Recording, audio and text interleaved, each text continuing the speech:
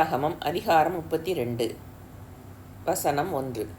யாக்கோபு பிரயாணம் பண்ணுகையில் தேவதூதர்கள் அவனை சந்தித்தார்கள். வசனம் 2.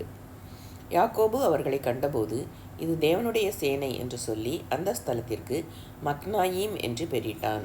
வசனம் 3. பின்பு யாக்கோபு ஏதோம் சீமையாகிய சேயீர் தேசத்தில் இருக்கிற தன் சகோதரனாகிய ஏசாவினிடத்துக்கு போகும்படி ஆட்களை அழைப்பித்து, வசனம் 4. நீங்கள் என் ஆண்டவனாகிய ஏசாவினிடத்தில் போய் நான் இதுவரைக்கும் லாபானிடத்தில் தங்கியிருந்தேன் என்றும், வசனம் 5. எனக்கு எருதுகளும் கழுதைகளும் ஆடுகளும் வேலைக்காரரும் வேலைக்காரிகளும் உண்டென்றும், உம்முடைய கண்களில் எனக்கு தயவு கிடைக்கத்தக்கதாக ஆண்டவனாகிய உமக்கு இதை அறிவிக்கும்படி ஆட்களை அனுப்பினேன் என்றும் உம்முடைய தாசனாகிய யாக்கோபு சொன்னான் என்று சொல்லும்படி என் கட்டளை கொடுத்து தனக்கு முன்னாக அவர்களை அனுப்பினான். வசனம் 6. அந்த ஆட்கள் யாக்கோபினிடத்துக்கு திரும்பி வந்து, நாங்கள் உம்முடைய சகோதரனாகிய ஏசாவினிடத்துக்கு போய் வந்தோம், அவரும் 400 பேரோடே உம்மை எதிர்கொள்ள வருகிறார் என்றார்கள். வசனம் 7. அப்பொழுது யாக்கோபு மிகவும் பயந்து வியாகுலப்பட்டு தன்னிடத்தில் இருந்த ஜனங்களையும் ஆடு மாடுகளையும் ஒட்டகங்களையும் 2 பகுதியாக பிரித்து, வசனம் 8. ஏசா ஒரு பகுதியின் மேல் விழுந்து அதை முறியடித்தாலும் மற்ற பகுதி தப்பித்து கொள்ள இடம் உண்டு என்றான். வசனம் 9. பின்பு யாக்கோபு, என் தகப்பனாகிய ஆபிரகாமின் தேவனும் என் தகப்பனாகிய ஈசாக்கின் தேவனுமாய் இருக்கிறவரே, உன் தேசத்துக்கும் உன் இனத்தாரிடத்துக்கும் திரும்பி போ, உனக்கு நன்மை செய்வேன் என்று என்னுடனே சொல்லியிருக்கிற கர்த்தாவே. வசனம் 10. அடியேனுக்கு தேவரீர் காண்பித்த எல்லா தயவுக்கும் எல்லா சத்தியத்துக்கும் நான் எவ்வளவேனும் பாத்திரன் அல்ல. நான் கோலும் கையுமாய் இந்த யோர்தானை கடந்து போனேன். இப்பொழுது இவ்விரண்டு பரிவாரங்களையும் உடையவனானேன். வசனம் 11. என் சகோதரனாகிய ஏசாவின் கைக்கு என்னை தப்புவியும். அவன் வந்து என்னையும் பிள்ளைகளையும் தாய்மார்களையும் முறியடிப்பான் என்று அவனுக்கு நான் பயந்திருக்கிறேன். வசனம் 12.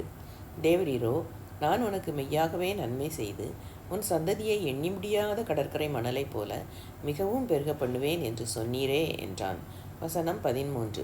அன்று ராத்திரி அவன் அங்கே தங்கி தன் கைக்கு உதவினவைகளிலே தன் சகோதரனாகிய ஏசாவுக்கு வெகுமானமாக, வசனம் 14, 200 வெள்ளாடுகளையும் 20 வெள்ளாட்டுக்கடாக்களையும் 200 செம்மறி ஆடுகளையும் 20 ஆட்டுக்கடாக்களையும், வசனம் 15, பால் குடிக்கிற 30 ஒட்டகங்களையும் அவைகளின் குட்டிகளையும் 40 கடாரிகளையும் 10 காளைகளையும் 20 கோழிகை கழுதைகளையும் 10 கழுதை குட்டிகளையும் பிரித்தெடுத்து, வசனம் 16, வேலைக்காரர் கையில் ஒவ்வொரு மந்தையை தனித்தனியாக ஒப்புவித்து, நீங்கள் மந்தைக்கு முன்னும் பின்னுமாக இடம் விட்டு எனக்கு முன்னாக ஓட்டிக்கொண்டு போங்கள் என்று தன் வேலைக்காரருக்கு சொல்லி, வசனம் 17, முன்னே போகிறவனை நோக்கி, என் சகோதரனாகிய ஏசா உனக்கு எதிர்பட்டு, நீ யாருடையவன், எங்கே போகிறாய், உனக்கு முன் போகிற மந்தை யாருடையது என்று உன்னை கேட்டால், வசனம் 18, நீ, இது உமது அடியானாகிய யாக்கோபுடையது,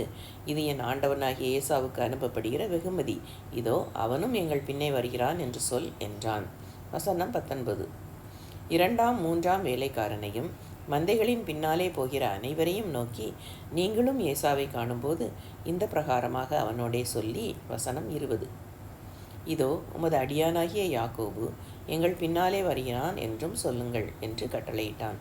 முன்னே வெகுமதியை அனுப்பி அவனை சாந்தப்படுத்தி கொண்டு, பின்பு அவன் முகத்தை பார்ப்பேன், அப்பொழுது ஒருவேளை என் பேரில் தயவாயிருப்பான் என்றான். வசனம் 21, அந்தபடியே வெகுமதி அவனுக்கு முன் போயிற்று. அவனோ அன்று ராத்திரி பாளையத்திலே தங்கி, வசனம் 22, ராத்திரியில் எழுந்திருந்து தன் 2 மனைவிகளையும் தன் 2 பணிவிடைக்காரிகளையும் தன்னுடைய 11 குமாரரையும் கூட்டிக் கொண்டு யாப்போக்கு என்கிற ஆற்றின் துறையை கடந்தான். வசனம் 23, அவர்களையும் சேர்த்து ஆற்றை கடக்க பண்ணி தனக்கு உண்டான யாவையும் அக்கறைப்படுத்தினான். வசனம் 24, யாக்கோபு பிந்தி தனித்திருந்தான். அப்பொழுது ஒரு புருஷன் பொழுது விடியும் அளவும் அவனுடனே போராடி, வசனம் 25, அவனை மேற்கொள்ளாததைக் கண்டு அவனுடைய தொடைச்சந்தை தொட்டார்.